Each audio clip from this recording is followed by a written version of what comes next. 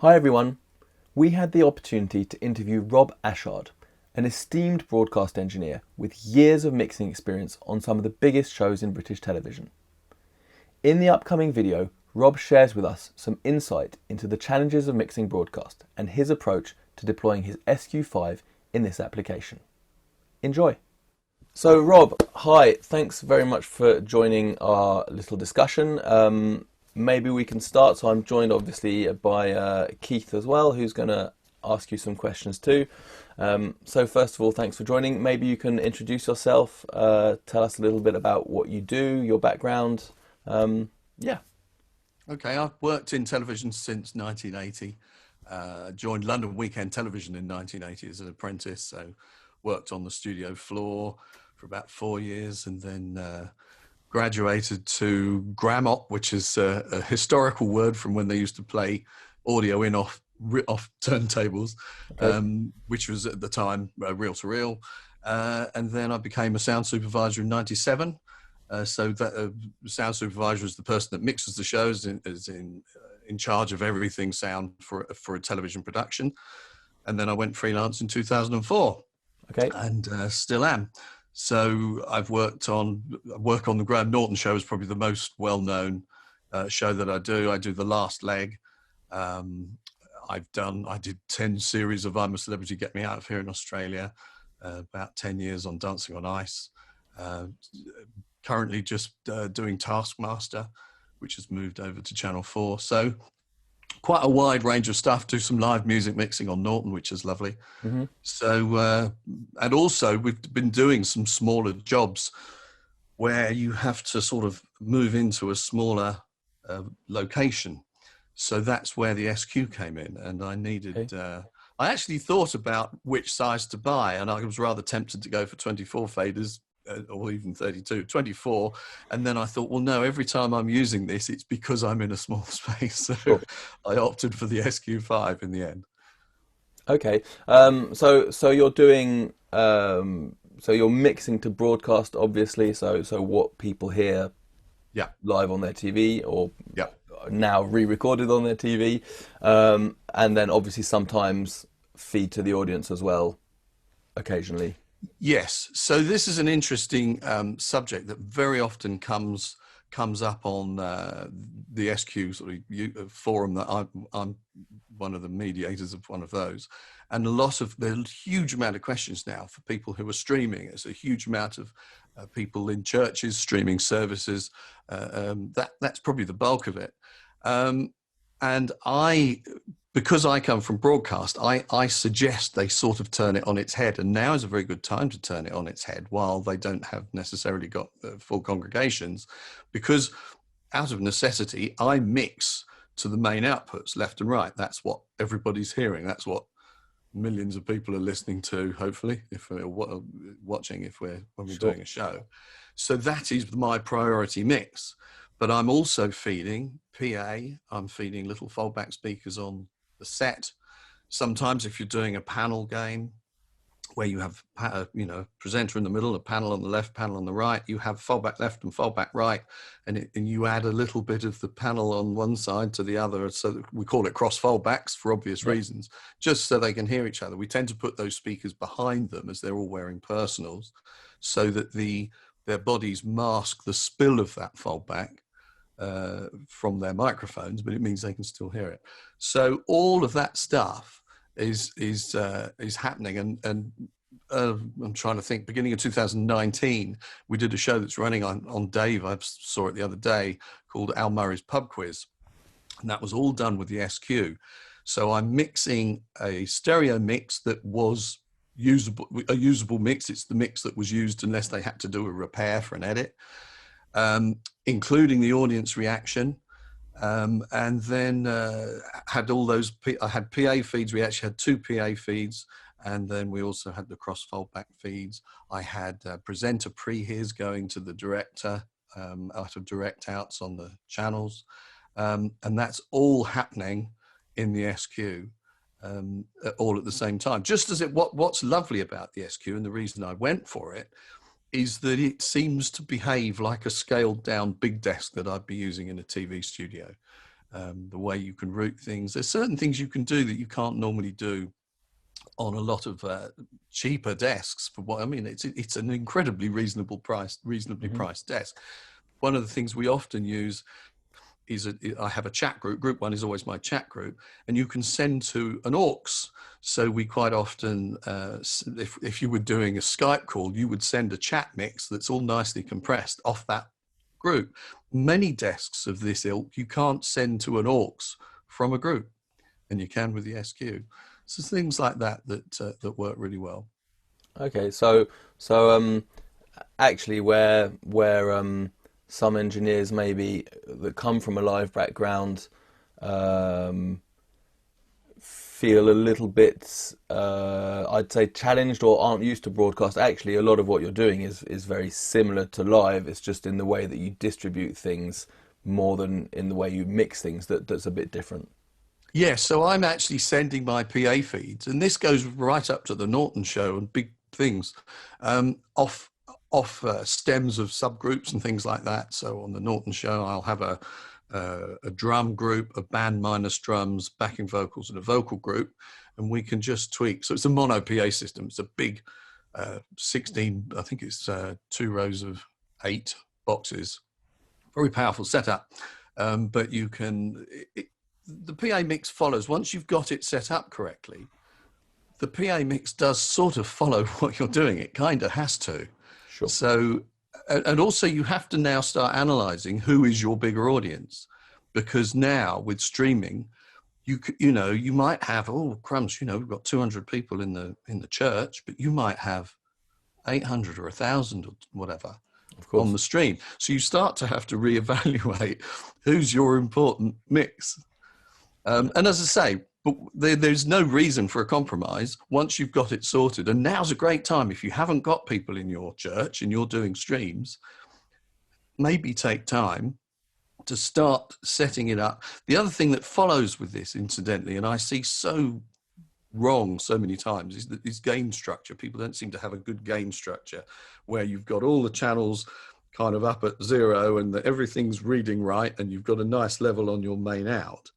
A lot of people don't seem to. I saw a picture only this morning where all the faders were right down at the bottom, and to me that smacks of gain structure being completely wrong. Sure. Okay. Great.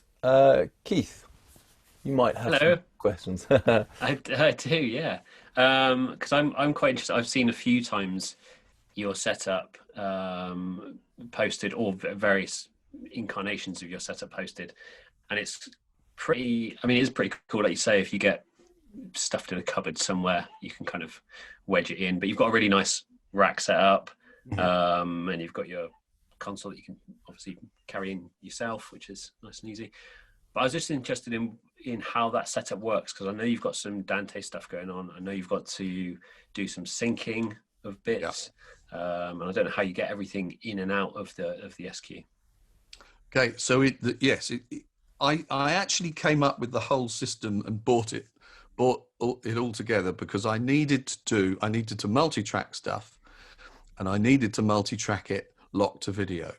So I have a Ferrofish A32 Dante in that rack, and the Ferrofish will take a 48K reference, and I have another box in the rack which is called a NanoSync, Rosendahl NanoSync.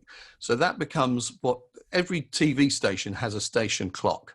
So that generates time code, 48K reference, and video reference as well, like a black level video. So that's in the rack as well.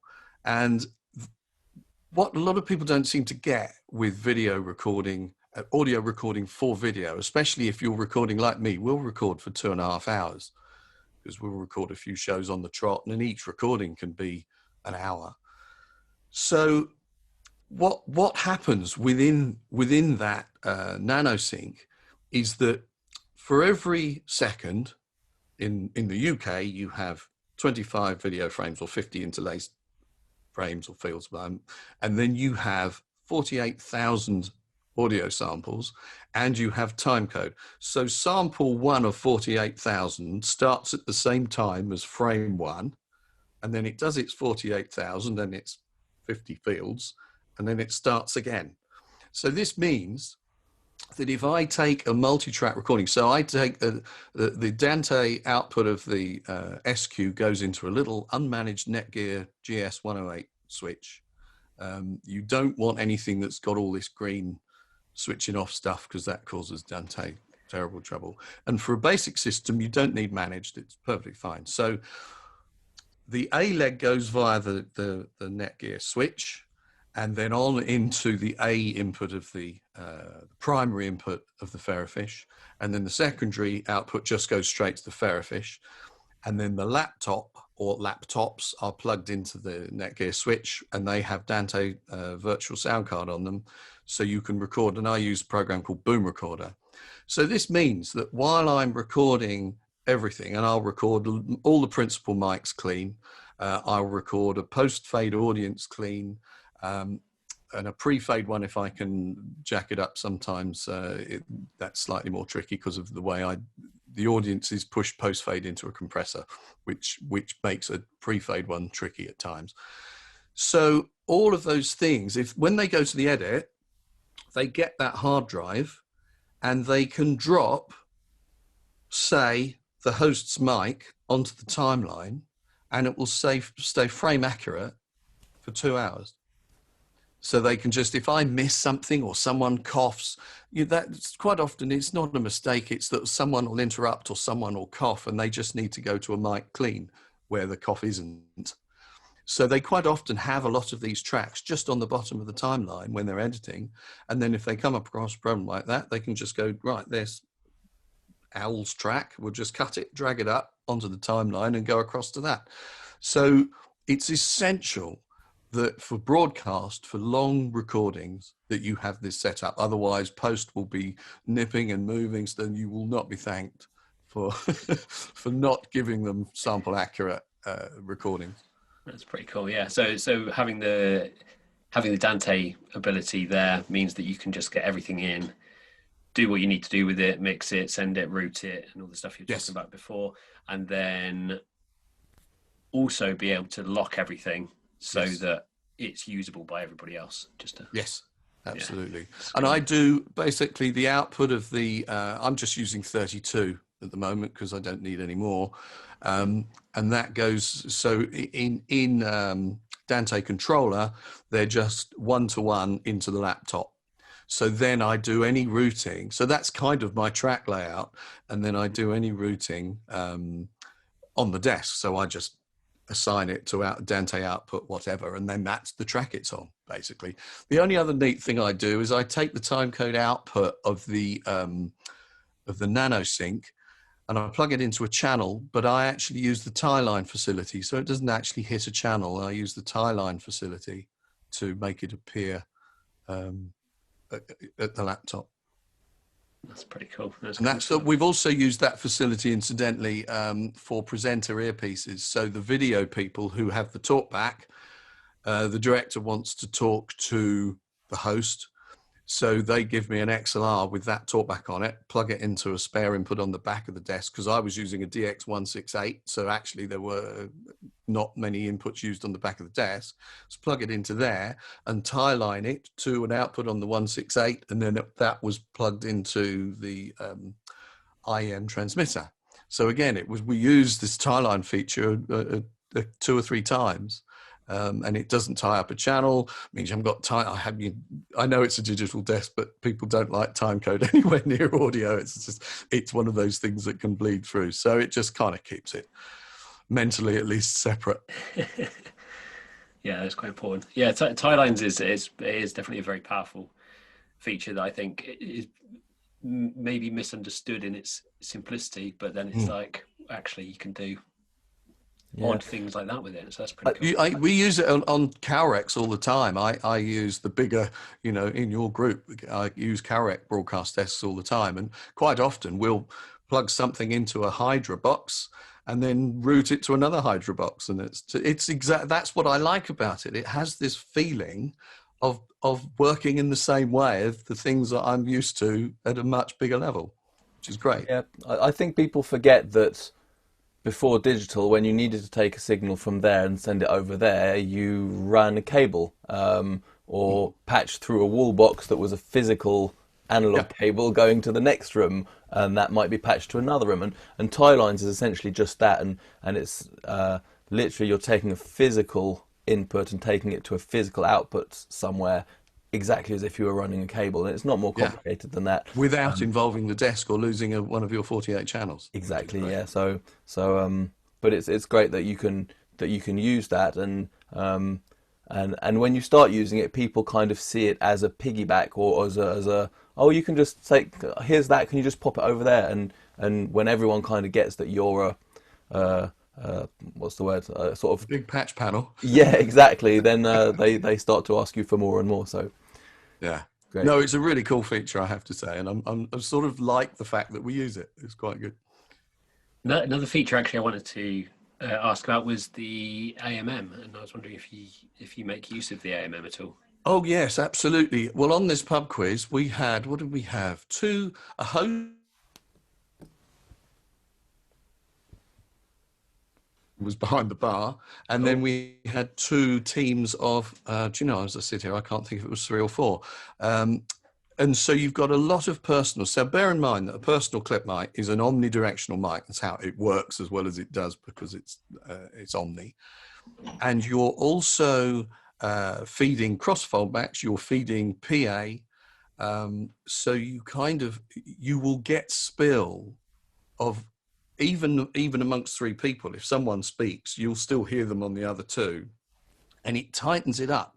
If you use the automatic mic mixing, it just means that really one of those mics is on all of the time, and it does it far better than you possibly could. So it keeps the sound much tighter, and it works incredibly well. So yeah, I'm really happy with it. The only thing I've added is we use I've got a cedar denoiser, which is across the chat group, and that can get rid of very light fan noise and all sorts, but it also has the byproduct of tightening it. It's a very clever multi-band noise gate, so it's not opening all the time. So when you say S's, it's only the top band that opens. It's the most incredible. If you hear one working switched in and switched out, it is like magic. So the combination of the automatic mic mixing and the cedar is amazing, and most people use cedars now all the time, because we have a lot of noise in studios these days with screens and fairy lights, and or not fairy light, any moving, I should say moving lights. No, I won't blame it all on one company. That's cool. I think that I also saw the other day, now Val obviously looks after lots of different things and talks about lots of different products, and one of his webinars that I was saying just the other day was fantastic, was the one on deep stuff. And then I also saw the other day that you had mentioned on Facebook, Rob, about the peak limiter 76 that you were using somewhere. Yes. So thing we tend to do, most of us mixing television audio tend to do with the audience, is you push it into a compressor. So what happens is, a lot of people don't realize, when you mix a TV show, you never take your right hand off the audience fader, because of the PA levels have now got so good with all this other stuff happening, you can actually get a really comfortable PA level. You really want the sound to fall into their ears, so they're not straining to hear jokes. So what happens is, it's something with experience you do almost in the background. So I can almost have a conversation and still mix the audience with my right hand now. So you are pushing the reaction and then pulling it back. Now, if you have the audience mics up when they start speaking again, you suddenly get this huge bloom of PA spill. So the timing of it's quite critical. But the upshot is it means that you get smaller laughs sound a bit bigger, and then huge laughs get contained. If you don't have a compressor in there, or even if you had it pre-group fader and you had a huge laugh, the next stop is the overall limiter. And you sometimes hear this. I've sometimes heard it with some older American stuff, where a big laugh just pushes everything up because it hits the limiter, and then everything else, it pushes it all out of the way. So I use lots of little bits of compression to manage my levels generally. But yes, with the audience, so how I achieve this is I DCA the audience mics. And my audience fader is a DCA that pushes all of those audience mics up into group 3 or 4, can't remember which. And then that's where that 76 compressor is. And I just tried it for the first time. We're in this, as we record this, we're in the sort of COVID times of October 2020. And so the rather bizarre situation we find ourselves in is that we haven't had TV audiences. They're starting to creep in now, but on some of the shows that we haven't, we're now taking a video of the show to a little cinema and showing an audience the show in the cinema, recording the audience, and then they put that back in the edit and add it. So that compressor is working so well. I'm so impressed with it. And a friend of mine, one of the days I couldn't do, and a friend of mine did it. And I said, what did you think of the compressor? And he said, it just deals with it invisibly. He said, it's amazing. So it's not just me. I've really impressed with it. Really impressed with it.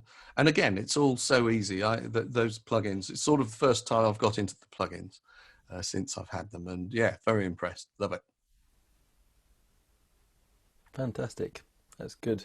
So I mean, that kind of touches on, I think, again, a lot of our users are live. Some, and as you mentioned, more and more are getting into broadcast. And I think a lot of engineers get a little bit scared, or there's a big kind of hang up on, how do I manage dynamics for broadcast? Because I think there's this preconception that everything has to be compressed to hell and back to stay within levels for broadcast. How do you approach that? Is it a conscious thing, or is, Oh yeah.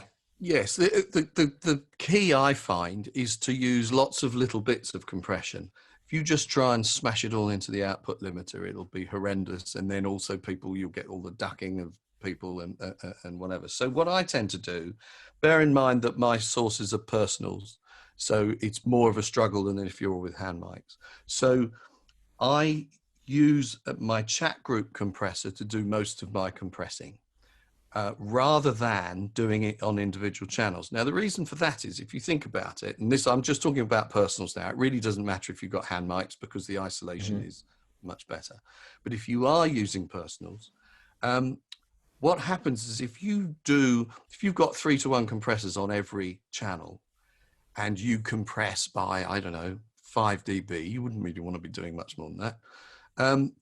What happens is when everyone sits quietly and one person is speaking, say you've got a panel of 5 or 6 people, their channels are all sitting up with that, what I would call idle gain that you would have used to drive their compressor. So the spill of the other people speaking, and if you've got PA, the spill of that PA is all being sucked up more than if you do your chat compression on your chat group. So if you have that similar amount of compression on your chat group, bit of 3-to-1, and you're ducking it, 5 dB, what's actually happening then is it is just ducking those other mics subtly 5 dB. And again, broadcast mixing is about trying to keep things clean, and that's one of the things that helps keep it clean. So what I also then have is a 10-to-1 on the individual channels, which I call the channel catcher. And that's set much higher. So if somebody laughs or shouts or gets animated, that's when the 10-to-1 kicks in. And not only does it protect the clean recording of that mic, it also will protect the chat compressor. So it won't really clobber it and then duck other people out of the way. So you've got a little bit on the channels, you've got your general chat compression, and then also we'll have a limiter on the main out that stops it going over whatever you want it. That's a bit of a open for debate now with loudness. You don't strictly need a limiter unless it's like at -3 dBFS, but I actually tend to have it at around -10 dBFS, because actually it's quite nice to have something to mix into. Helps sort of blend it all together. So I still have an output limiter.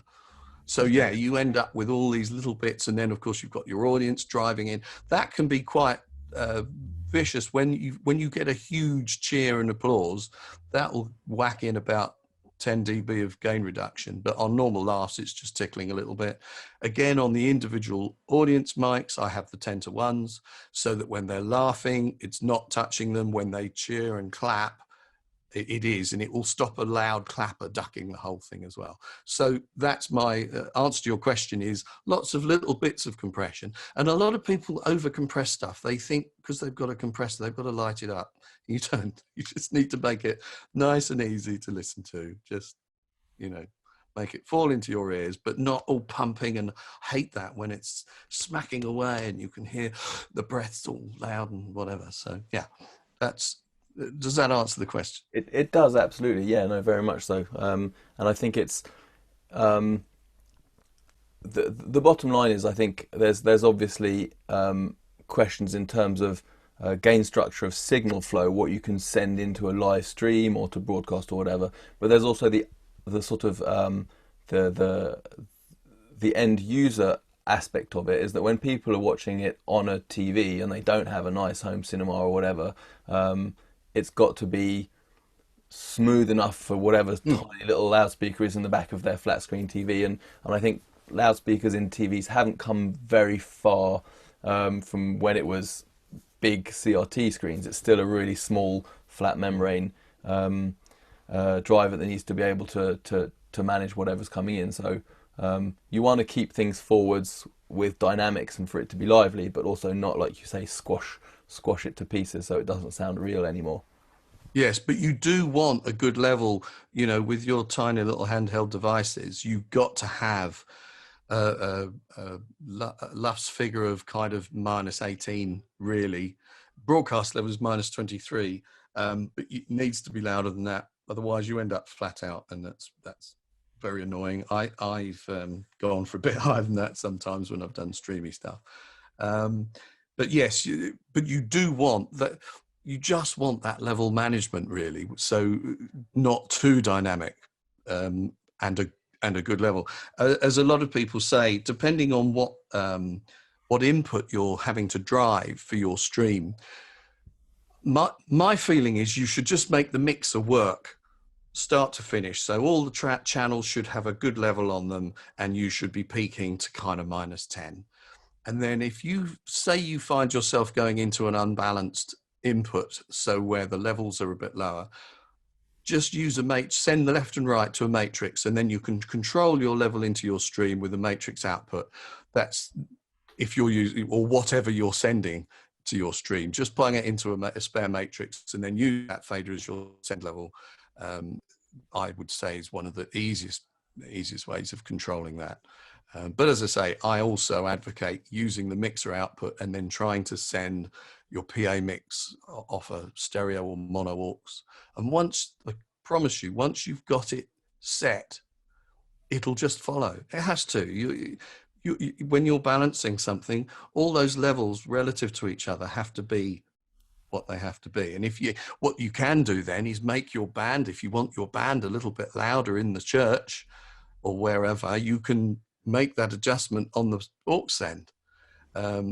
Doing it the other way gets terribly complicated. And also, if you're trying to do audience reaction, you want the audience reaction in the main out, but you don't want that on PA. And it's far easier to do it that way round. And it's easier just to monitor the main out. And as I say, you might have more people listening to that than who are in the location. Sure, great. Keith, did you have anything that comes to mind that you wanted to ask? Yeah, just because you've mentioned having the audience mics and using DCA to drive those into a compressor, which is a really nice idea. But obviously you're not putting those audience mics, or I don't know if you are putting those into the PA. And I think it's something, again, with streaming stuff, the first thing you're going to do is go, right, I'm happy with my mix in the room. I'm going to send this to a matrix or send it wherever. And then someone will go, oh, it sounds really flat.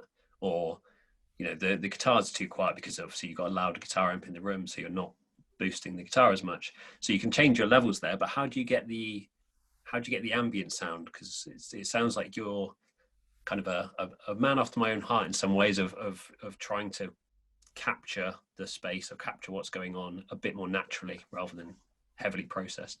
But how do you get those audience mics in is basically the question. How do you get the audience sound or the ambient Well, sound? so the audience mics are, excuse me, the audience mics generally are either on high stands or they're in a studio situation. They're slung from the lighting grid. On the Al Murray thing, we had a whole grid for the whole set that came down, and while it was 6 foot off the ground, we rigged all the audience mics in the right places, and then up it went. So they all came in. They were Behringer C2s, which are in this country, I don't know, 48 quid for a pair, and you get about a stereo bar with a couple of foam wing gags. They work extremely well for audience reaction. I wouldn't say I don't process it, because that compression, that post-fade compression can be fairly, there is definitely processing going on there. But yeah, part of your stuff, if you look at something like the Norton Show, and I meant it's quite relevant because people can see this in America as well. It's on BBC America. The audience go nuts, going back to pre-COVID times.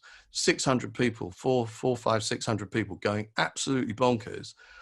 Part of my job is to make that vibe what you get at home, it's and the laughs. He gets the reaction is very funny at times, and the reaction is absolutely crucial to the viewer experience. And if you didn't have that, it'd be nothing.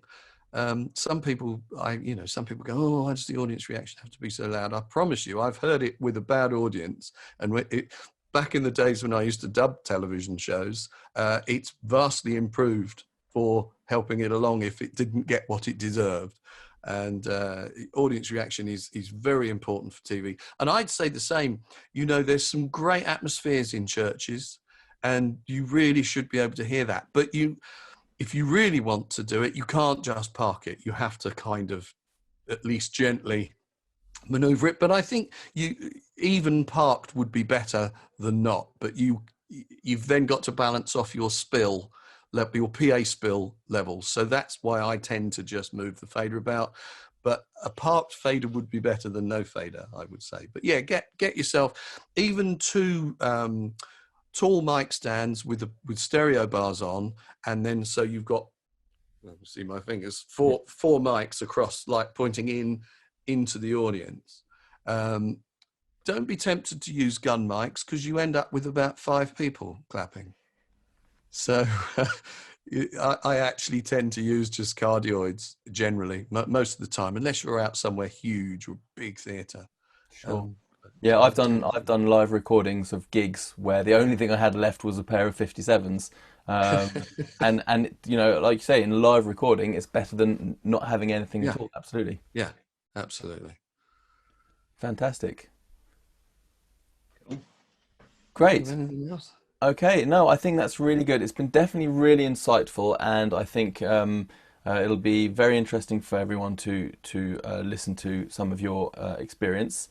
I also wanted to take the opportunity to thank you, because I know you are quite active on the Facebook SQ group, and I think everyone appreciates that, and it's great. We're very happy to have you as well as other members as part of our what we call SQ family, if you will, and we all help each other out, which is really what it's about, and it's good that we can. It's good that we can anyway, but especially at the moment, it's good that everyone's a little bit connected. So thank you for that as well. Yeah. No, that's happy to be involved in such a fabulous product. I love it. Love mine.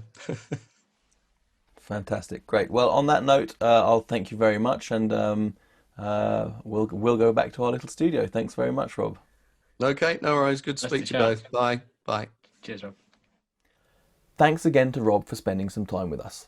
If you have any questions regarding this webinar, please don't hesitate to get in touch with your local distributor or via the support page on the Allen & Heath website. Thanks, and take care.